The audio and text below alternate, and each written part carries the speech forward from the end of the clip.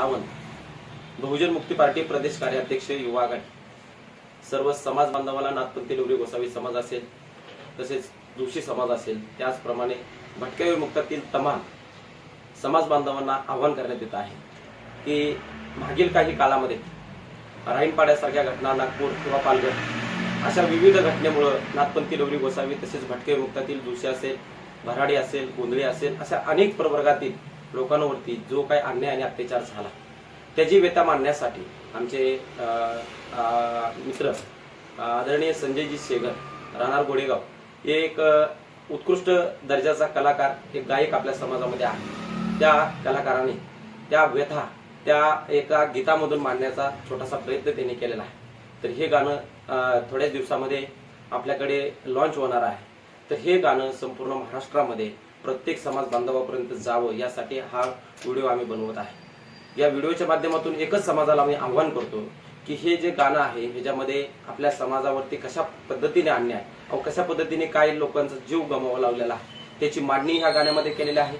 त्याचप्रमाणे आपल्या समाजामध्ये, आपल्या जातीमध्ये ज्या काही चुकीच्या प्रथा आहेत, म्हणजे उदाहरणार्थ की जे बालविवाह आहेत किंवा अशा काही चुकीच्या ज्या प्रथा आहेत त्या प्रथा या गाण्याच्या माध्यमातून मांडण्याचं काम आमचे मित्र संजय शेगर यांनी या गाण्याच्या माध्यमातून केलेलं आहे। तरी मी संजय सावंत संपूर्ण महाराष्ट्रामधील नाथपंथी डोंगरी गोसावी, जोशी समाज, भराडी समाज, गोंधळी समाज, कैकाडी समाज, वडारी समाज, जे काय आपल्या भटके विमुक्तांची भटकंती करणारा जो प्रवर्ग आहे त्याच्यावरती जो होणारा अन्याय आणि अत्याचार आहे, तर ह्या अन्याय आणि अत्याचाराला वाचा फोडण्यासाठी हे गाणं संजय शेगर यांनी बनवलेलं आहे। त्याच्यामध्ये त्यांचं खूप मोठं योगदान आहे।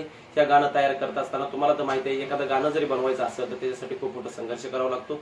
तसं संजय शेगर यांचं जीवन खरोखर संघर्षमय गेलेलं आहे आणि अशा कलाकाराला आपण वाव देणं ही आपली सामाजिक जबाबदारी आहे।